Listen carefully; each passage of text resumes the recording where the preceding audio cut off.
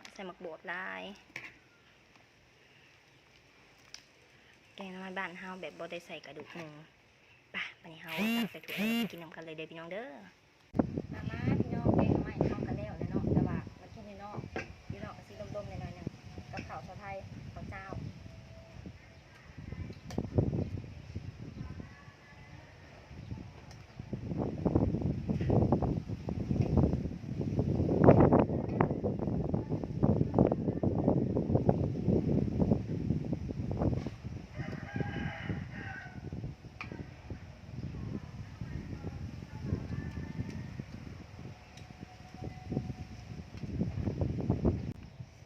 พี่น้องกินแกงหน่อไม้ตอนแรง หลังจากที่มาจากดงโซไก่กานอนตะพอนได้หนึ่งแต่ก็คิดอยากเข่าอีกเนาะก็เลยมาแกงหน่อไม้กิน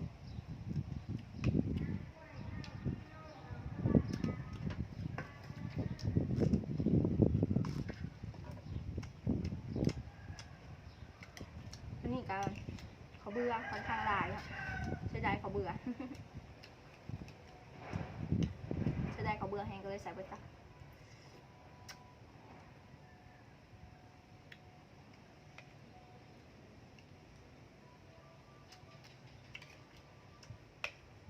เป็นอ่อมบวบ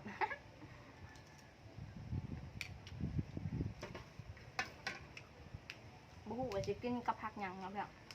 ก็เลยเอาผักสลัดมากินกับจ้ะก็มากระเจี๊ยบ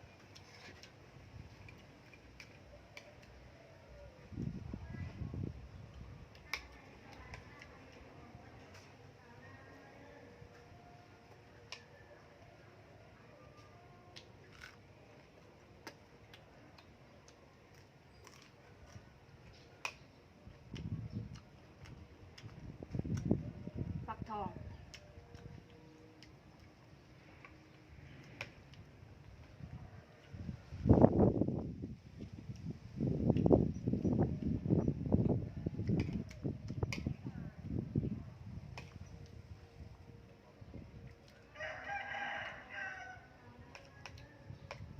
กินเองเสร็จเองพี่น้องเอ้ย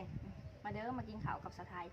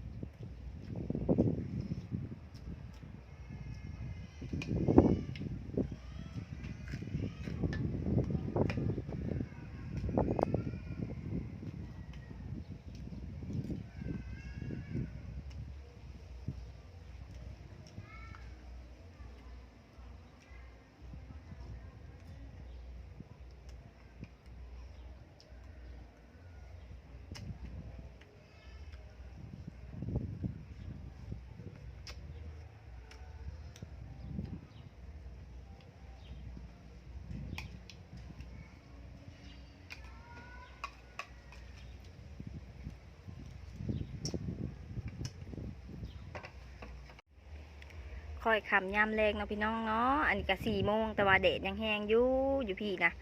แล้วก็มื้อนี้อากาศหนาวพี่น้องเอ้ยอากาศหนาวบ่พอลมพร้อมเนาะพี่น้องเนาะได้ยินข่าวว่า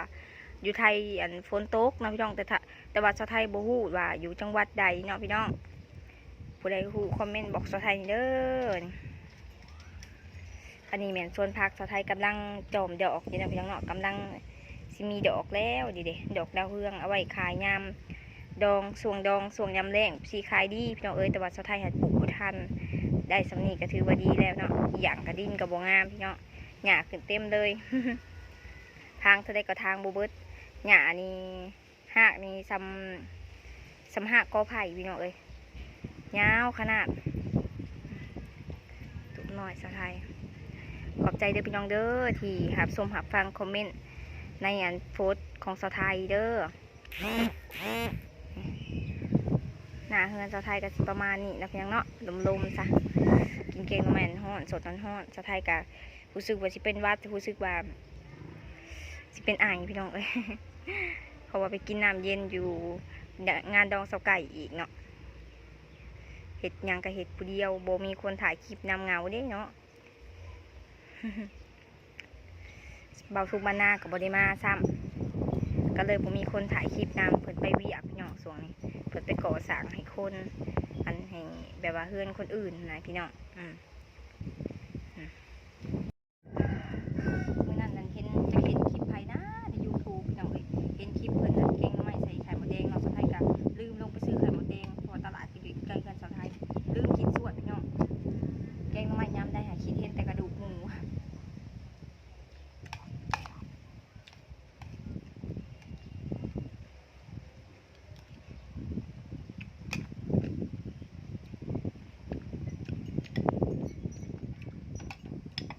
ที่สไทยแกงใส่ก็จะเป็นผักอันมาแต่หน้าค่ะเนาะพี่น้องจะผักยังน่าลืมแต่ละกับมีผักอีตูพร้อมแต่ผักอีตูพร้อมเนาะแกงแบบคนไทยเวียงเขาแกงนะพี่น้อง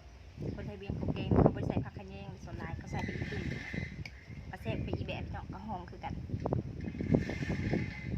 ผักขะแยงกับผักอันอีตูพี่น้อง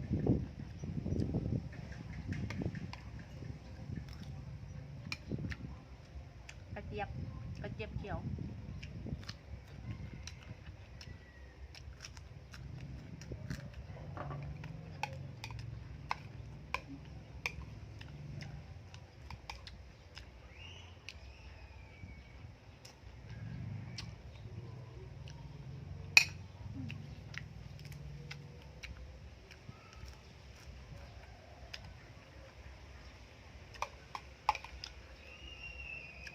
หิวข่าวเลยกินยังกระแซ่บเลยพี่น้องกินยังบอกเป็นตาแซ่บกระแซ่บ